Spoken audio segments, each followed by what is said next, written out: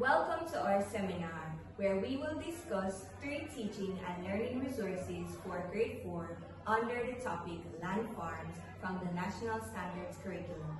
We are your hosts, Kimoya Fraser, Amoy Cunningham, Alicia Burrell, and Tavia Laban. Today, our group will be exploring 3 innovative teaching and learning resources designed to make the topic of landforms more engaging and interactive for our students. Landforms shape the world around us, influencing everything from where we live to the activities we do. Yet understanding them can sometimes feel abstract for learners. That's why we've prepared resources that not only provide information but also involve students in active learning.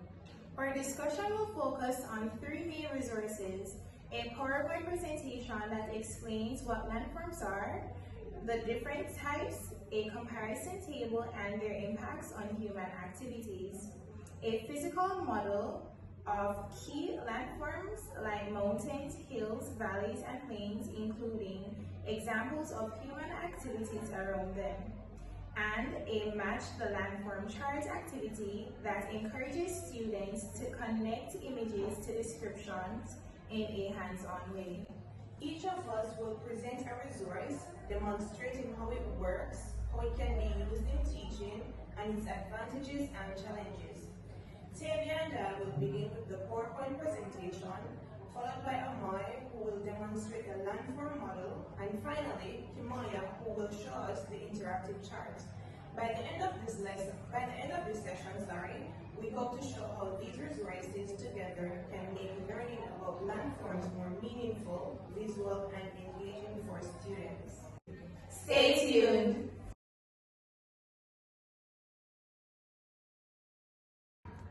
Let's delve into the first teaching and learning resource on our seminar, the PowerPoint. The PowerPoint is a digital resource that introduces students to landforms. It includes slides defining what landforms are, explaining the different types such as mountains, hills, valleys, and plains, and also providing a comparison table that highlights key features of each landform. It also includes a section on the impacts of landforms on human activities, such as farming, settlement, transportation, and tourism. The presentation uses visuals, diagrams, and tables to make abstract concepts easier to understand and to guide classroom discussions. So what are landforms? Can anyone tell me what landforms are? Go ahead, Cavell. Yay! Awesome! So to go in depth, landforms are natural features that shapes the Earth's surface. They are the result of various geological processes and can be found across the planet, encompassing a wide range of shapes, sizes, and formations. Awesome! So kindly look at the screen that is being projected and identify the different landforms that are being seen. Yes, Cavell? Awesome job, Shani. Awesome. So the 4 main types of landforms that we will be focusing on today will be mountains, hills, valleys, and plains. Can anyone guess what mountains are? Awesome job, Abby. Great job, Jason. So to further elaborate on what mountains are, mountain can be defined as a large natural elevation of the Earth's surface rising abruptly above the surrounding level. It can be a large, steep hill. So, to continue further on what my colleague said, we're going to dive into hills. Can anyone tell me what hills are? Good job, Shani. So hills, they are usually rounded natural elevation of the land, but lower than a mountain. So in comparison to a mountain, you can know that a mountain is steeper and higher and also rockier, and hills, they are grassy. So we have covered 2 of the landforms so far, mountains and hills. Now we will be looking at valleys.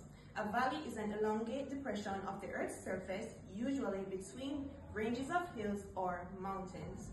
And for plain, sorry my colleague. So for plain can be defined as any relatively level area of Earth's surface exhibiting gentle slopes and a small local relief. Plains vary widely based on the size. Correct. So based on the definitions that were previously discussed, we will be doing a small compare and contrast activity. We will be focusing on the different height, usage, texture, and shape, and examples of each landform in Jamaica. My colleague will begin with mountains. So based on the height of mountains, mountains are extremely high. On the usage, persons, tourists, local citizens normally use it for hiking, tourism, and other activities. Based on the texture and the shape of the landform, mountains, it is normally rocky, rough, and sometimes forested or snowy. So an example of a mountain in Jamaica would be the Blue Mountain or the Drunko Mountain. Can any student give another example of a mountain?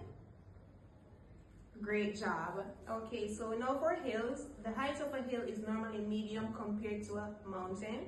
The usage is normally for housing and grazing of animals. The texture and shape of hills are normally grassy and sometimes bushy. Can anyone give me examples of hills in Jamaica? Good job. To add on to what you just said, two famous hills in Jamaica are Red Hills and Stony Hill. Awesome. So for valleys, can anyone identify the height of a valley? Great job. So you are correct. Valleys are typically low. So we normally use valleys for farming and rivers. So the texture and shape of a valley is soft soil, moist, and often with rivers or crops. So an example of a valley within Jamaica would be the Rio Grande Valley. Okay, good job, colleague. And for plains, plains are normally flat, like low levels of land, and they're normally used for farming and urban development. The texture of a plain is normally flat, dry or fertile soil, and grassy or cultivated. A famous plain in Jamaica is known as the Pedro Plain. Great job. So now we will be looking at the impacts of landforms on human activities. We will begin this discussion with mountains. So for mountains, as we all know, mountains limits farming and building but encourages tourism and hiking. Mountains are normally used for coffee farming and hiking trails. So for hills, hills are normally good for housing and grazing animals. However, they are less suitable for large-scale farming. So it's normally used for residential area and large farms. And residential area, as we said before, with the famous Red Hills and Stony Hill. So the impact of valleys on human activities include fertile soil that supports farming and also rivers that help with irrigation and transport. For example, banana farming and the famous rafting, especially in the Trelawney area. Great job. So for plains are easy to build on and it is ideal for farming and roads. So an example of this would be sugarcane and vegetation. We can also build our houses on plains. And the more developed areas are normally on the plain. Great. Do we have any questions so far? Do we have an understanding of what landforms are, class? Awesome! I'm so to proud of reinforce you. memory, we'll be asking a few questions about landforms. So, Kimoya, what did we say mountains are? Good job. Everyone give Kimoya a clap. Awesome. And can Amoy give me an example of a valley? Good job. Proud of you. The PowerPoint has advantages and disadvantages. An advantage of the PowerPoint is it has clarity, it's visually appealing, and information is organized systematically. However, the challenge would be it is less interactive on its own and requires interactive activities to fully engage students. So now that we have explored how the PowerPoint presentation provides a strong foundation, Amoy will show how we can bring landforms to life with a physical model.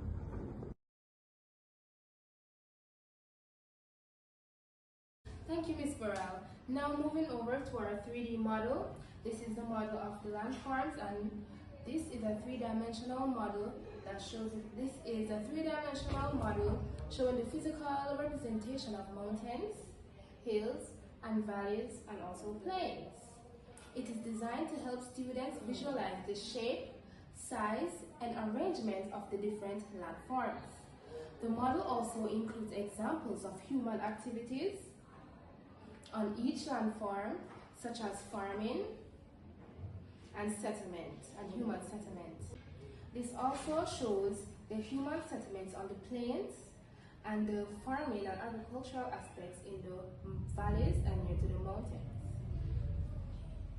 This hands-on 3D model allows students to interact with the model to bring abstract thoughts, to convert abstract thoughts into concrete thoughts.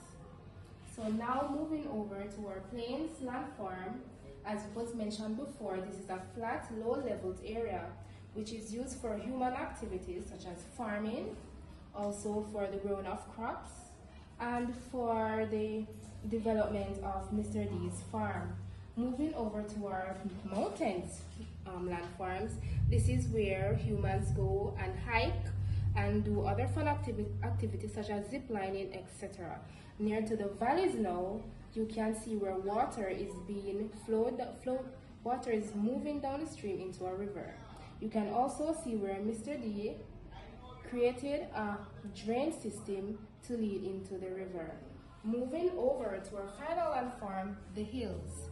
You can see, as mentioned before, the hills are slightly smaller than our mountains. And we can also see that Mr. D is planting banana trees for his farm. Okay students, moving on into our interactive activity, I've placed you guys in 4 groups, in groups of 4, and one representative of each group will come and will come and label each their assigned landforms. So, can one representative from each group come? Miss Fraser, come and put a label on your assigned landform. Awesome, good job. Now the next representative, Marcus, can come and place your label under your assigned landform. Hills, wow, good job. Our next representative from group 3, Miss Small, place your label on your assigned landform. Oh, not quite there, Miss Small. Remember, as stated before, valleys are low-lying areas between mountains or hills with water running through them. Try again. Awesome. A round of applause for Miss Small. Yay! Our final representative from group 4, make your way. Mr. Well, place your label on your assigned landform.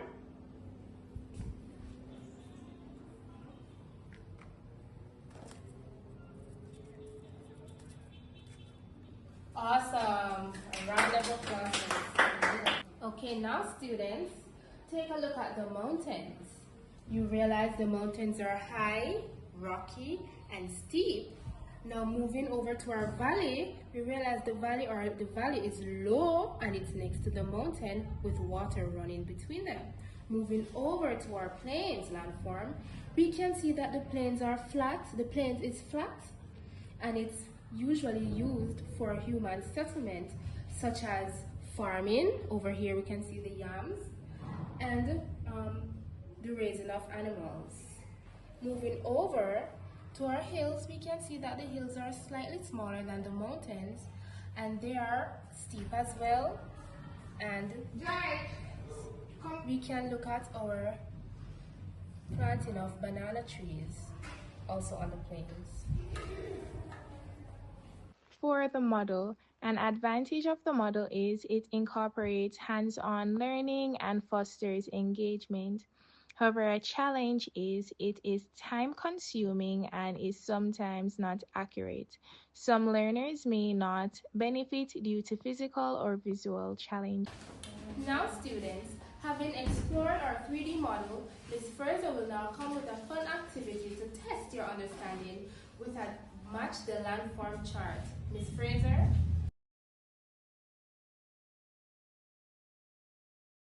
Thank you, Ms. Cunningham. So the Match the Landform chart is an interactive classroom activity where students match images of landforms to their corresponding descriptions.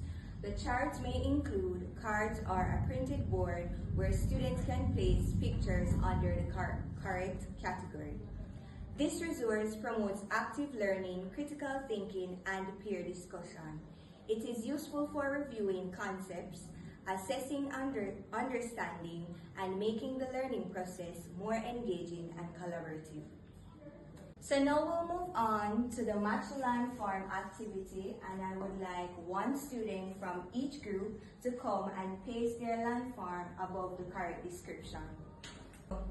So this landform is wide, flat, and stretches out in all directions. It's easy to build roads, farms, and towns here. You might see lots of grass, crops, or animals grazing. Does anyone have the image to match my description? Yes. Come on up.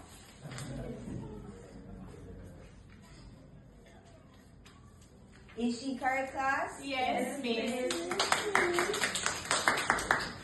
So, this landform is not very tall, but it rises gently above the surrounding land. It features a rounded top and gentle slopes that are easy to navigate. You might see grass, trees, or houses on it. Does anyone have an image to fit the description? Yes, I think so, Miss.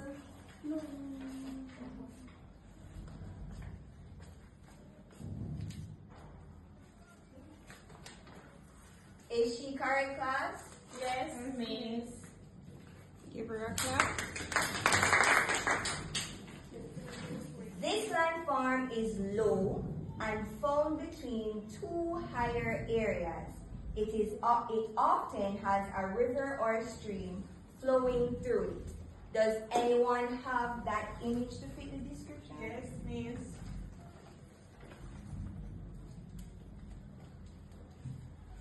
Is she correct, class? No, Miss. Why is she not correct? That is not that from the description. That is a mountain. Okay, so does anyone else have the correct image? Yes, Is he correct, class? Yes, Miss. And our last description, it says, this landform is very tall and rises high above everything around, up high above everything around it. Its sides are steep and rocky, and the top can be pointy or rounded. Miss Clement,